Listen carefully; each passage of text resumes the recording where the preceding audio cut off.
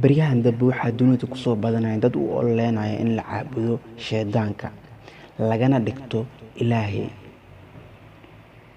Lil Balil waa wiil dhalinyaro ah oo ku noolaa dalka Kenya waayihii lasoo dhaafay. Waa wiil fanaan ah kaasoo ku heesa isteelka loo yaqaano rap, hip hop ama freestyle. Haddaba Lil Balil wuxuu baryahan dambe lasoo banaan baxay waxyaalaha loo yaqaano Illuminati symbols Masonic oo macnaheedu yahay calaamadaha dhammaystirka. Haddii aan si qeexan bulshooyinka Soomaaliyeed ugu soo bandhigin, waxay ka dhigan tahay qaadashada diinta shaydaanka. Illuminati waa group isu dhigay inay maamulaan adduunkan, nafahooda been u sheegay, taasoo macnaheedu tahay inay awoodooda ugu weyn tahay taabacaadda ama raacista shaydaanka. Hubabkooduna waa heesaha, filmaanta, saxaafadda, teknoolojiyadda. Hubkan oo ay adeegsadaan qulubta ibnu aadamka waqti xaadirkan la joogo waa sarqadaha ugu weyn ee qulubta caalamul islaam lagu gumaysto ilaa lasoo gaarsiiyay caalamkan maanta aynu joogno in Nebi Maxamed naxariis iyo nabadgelyo korkiisa ahaatee la aflagaadeeyo laguna sifeeyo xorriyatul qowl.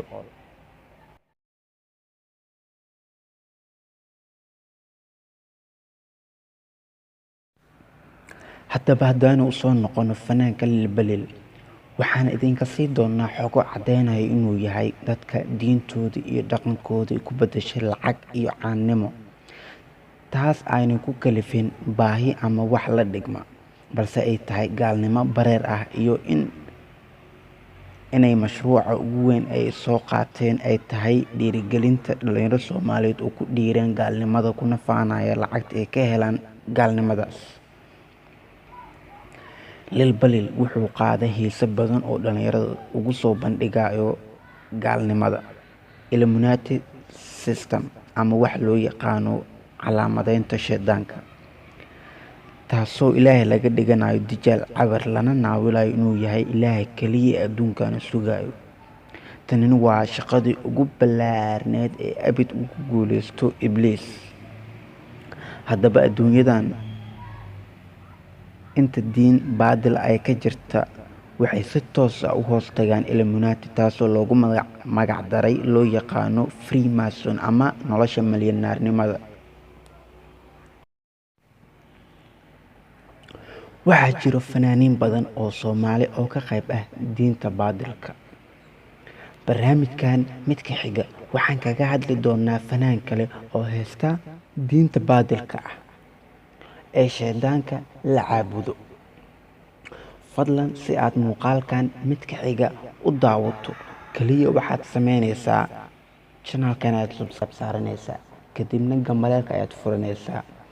Taas waxay kuu sahli doontaa muuqaal walba aan soo gelino bartaan aan ku leenahay YouTube-ka in aad si sahlan u daawato. Okay, aan ku socono barnaamijkeena. Lil Balil wuxuu qaadaa heese la yiraahdo Only One Way oo macnaheedu tahay hal wado, oo marka macnaheeda la sii tixraaco aan ka helayno macno kale oo u muuqda sida tan: waxaa jirta wado kaliya oo aad nolol wacan ku helayso, waana inaad raacdo shaydaanka amarkiisa. waa haddii aan micneyno Only One Way. Calaamada Illuminati waa tan sawirkeedu idin muuqdo, bal u fiirso loogada Illuminati iyo loogada Lil Balil iyo halkay iska shabahaan. Fadlan sawirkan si taxadar leh u daawo. Ma aha in aan eed uusan lahayn Lil Balil dusha ka saarayo, waa wax iska cad oo muuqda oo bulshada Soomaaliyeed la hor yimid.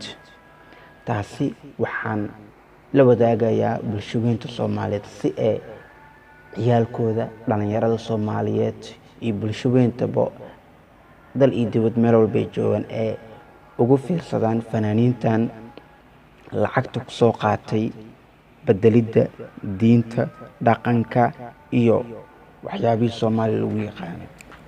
Haddaba haddii labadan loogo isku system yihiin, waxaynu ugu gudbaynaa fariimaha uu Lil Balil u soo mariyo heesihiisa bulshooyinka Soomaaliyeed.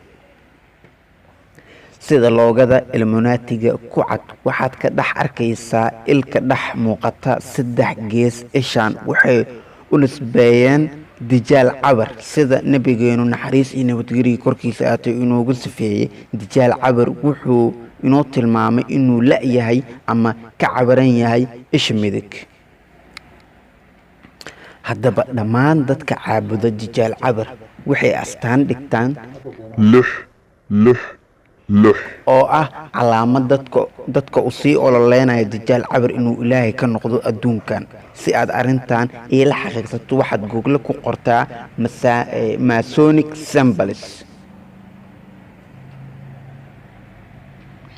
haddaba dadka caabuda dijaal cabar sidee ayay u muujiyaan saddexdan lixaad iyo isha cawaran? kaga bogo sawirkan aad u jeedaan. fadlan si taxadar leh u daawo sawirkan.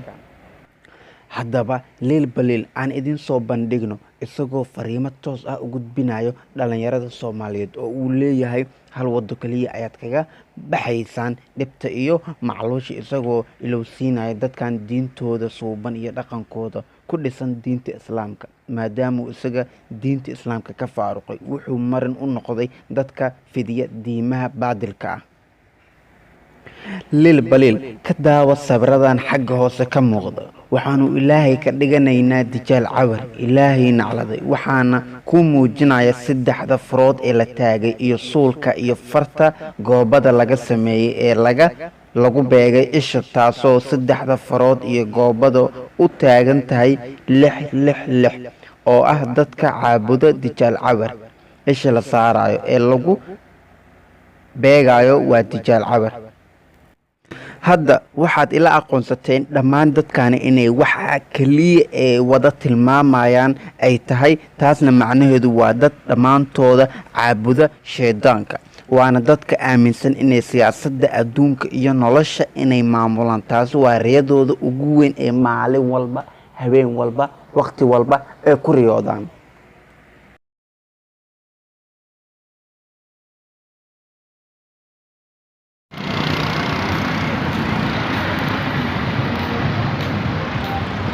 waxaan wax ku ahay daawashadiina. adiga hadda i daawanayo, fadlan si aad muuqaalkan mid ka xiga aan u soo sameeyo, aan u soo bandhigo fanaaniin kaleeto oo Soomaali ah oo afkaada ku hadlaya, oo magacaada Soomaaliga wato, balse heesta diinta shaydaanka la caabudo. fadlan fanaaniin badan ayaan diiradda saari doonaa si aan muuqaal kaleeto ugu soo sameeyay aan ku dhiirado. fadlan muuqaalkani haddii aad gaarsiisaan 1000 like waa balan fanaan kaleeto aadan ka filanaynin ayaan kuu soo bandhigi doonaa. waa mahadsan tahay. muuqaalka xigo ayaa inoo balan ah. fadlan muuqaalkan like saar, janaalka si aad muuqaalka kale ula socoto, subscribe saaro, wixii fikirkaaga ah comment igu reeb. waa mahadsan tahay. soo dhawow daawada.